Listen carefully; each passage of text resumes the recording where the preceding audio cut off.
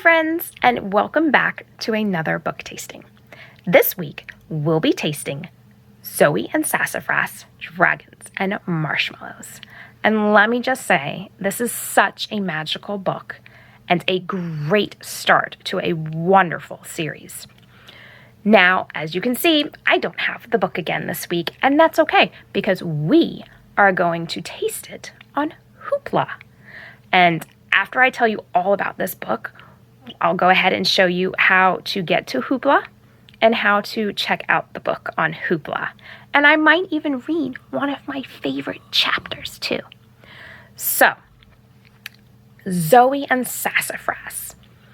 Zoe is the main character, and she loves just about everything. Animals, bugs, science, and even magic. I mean, what little girl doesn't love magic and bugs and science and animals? Sassafras is her loving furry cat who loves just about everything that Zoe does, especially bugs. And you'll find that out in chapter 1, her love for bugs. So one day, Zoe finds out that her mom has been keeping a secret from her. A magical secret. Zoe's mom can see magical creatures. I know, magical creatures, like foxes with wings like birds that fly around in the sky, or glowing purple frogs that talk. Amazing. I would be so excited if I got to meet a magical creature. How about you guys? Yeah, I know.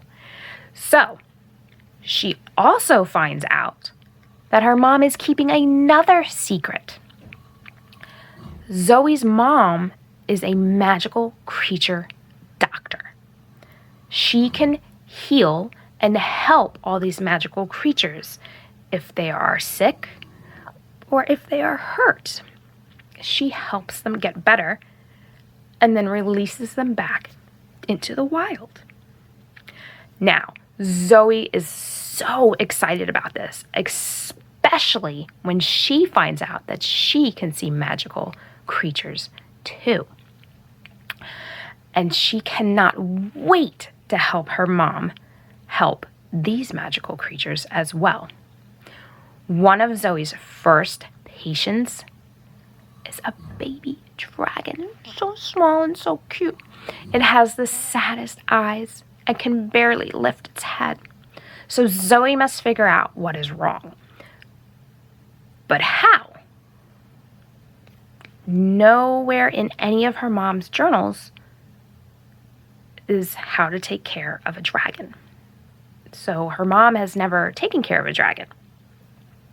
So with some help from her cat, Sassafras, her thinking goggles that are always on the top of her head when she needs a really good idea, and a few science experiments, Zoe just might figure out what's wrong with the baby dragon. Okay, so now that I've got you guys hooked, let's go ahead and check out Hoopla and read one of my favorite chapters in this book. Okay, so we are on the Lindenhurst Memorial Library website. And to get to Hoopla, we're going to click on Digital. And once the page pulls up, we're going to slowly scroll down to where it says Hoopla, which is about the 3rd or 4th spot. And we'll click on Hoopla. It's going to bring you to the sign in site. And right up here on the top, you'll put in your email and a password. If you don't already have an account with Hoopla, you can go ahead and click here to get started today. And as long as you have your library card with you, it'll follow you through the steps.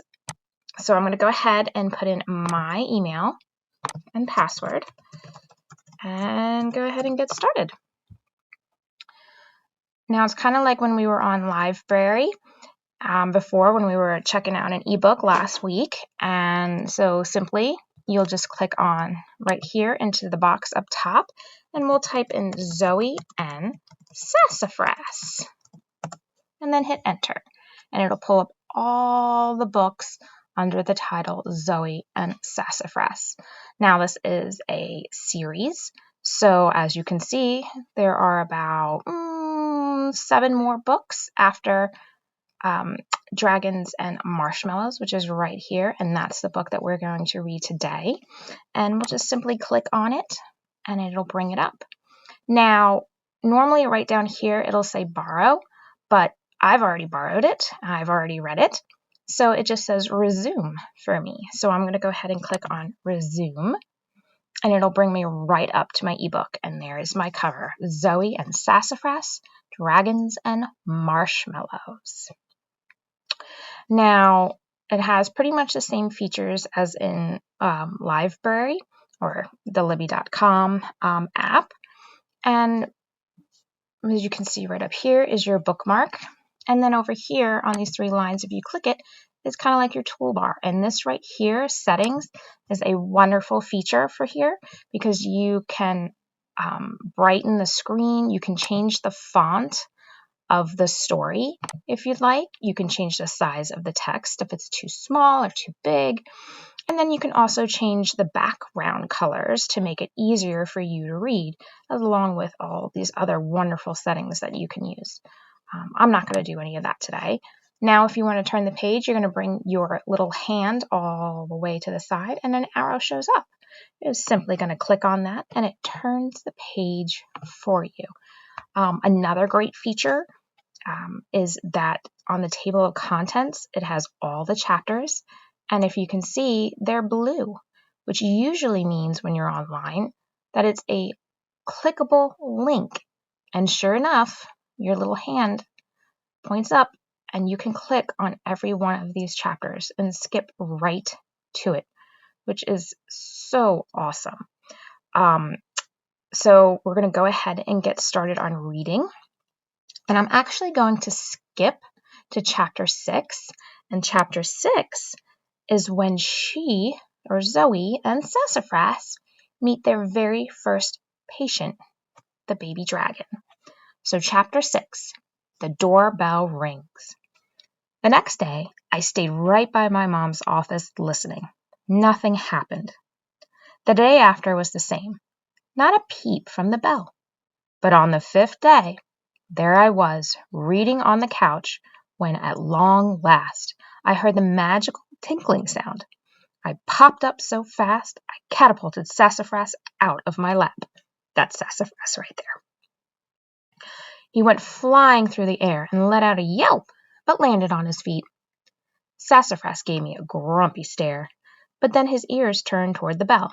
He heard it too. We both darted for the barn. We couldn't wait to see who needed our help. At the back door of the barn, I paused to listen. It was completely silent. Except for the pounding of my heart, I grinned down at Sassafras. Ready, kitty? He meowed and pawed at the door. I took that as a yes. I slowly opened the door to find a small, green, scaly animal curled up in a tight ball. I heard a rustling in the bushes and glanced up in time to see a shimmery blue tail disappear into the forest. Maybe another animal had brought this one here for help. Hello, I called out, but nothing answered, and the mysterious blue animal didn't come back. I gently reached down to touch the smooth green back of the little creature curled up at my feet. As I did, a tiny head peeped up. Oh, I whispered, you are so cute. 2 sad eyes stared up at me. Don't worry, little guy. We'll make you feel better. I scooped him into my arms. Sassafras anxiously wove between my legs as I carried the animal into the barn. I set him down on a wood table. You're kind of heavy for such a little thing. I gave him one more gentle pet. He slowly stretched, and 2 little wings and a long tail popped out. He was a dragon, and he was so tiny. He just had to be a baby dragon in my barn. Hey, little guy, what's wrong? I don't see any scrapes or cuts, but you wouldn't be at the barn if you didn't need help. He seemed pretty weak. After looking around, he dropped his head down to the table and just lay there. Sassafras hopped onto the table and gave the dragon a good sniffing. The baby dragon's head popped up, and he let out a little cough. A spark flew out. Sassafras shot through the air and landed on the ground with all his fur standing on end. Yikes! I needed to move this guy before he coughed again. I need to find a place to keep you that won't catch on fire. I looked around the barn. Let's see. Wood, fabric, and hay all burn easily. Bingo! Let's put you in this pen with a dirt floor. If you cough again, the dirt won't catch fire. Phew! Tucking the baby under my arm, I quickly moved to the pen. Sassafras hung back and watched us from outside the pen. My kitty was no longer so sure he wanted to cozy up to our new friend. And that is the end of Chapter 6. And when I turn the page, it brings us to Chapter 7, Hatching Snakes. But I'm not going to read that today because I want you guys to go ahead and check this book out and explore.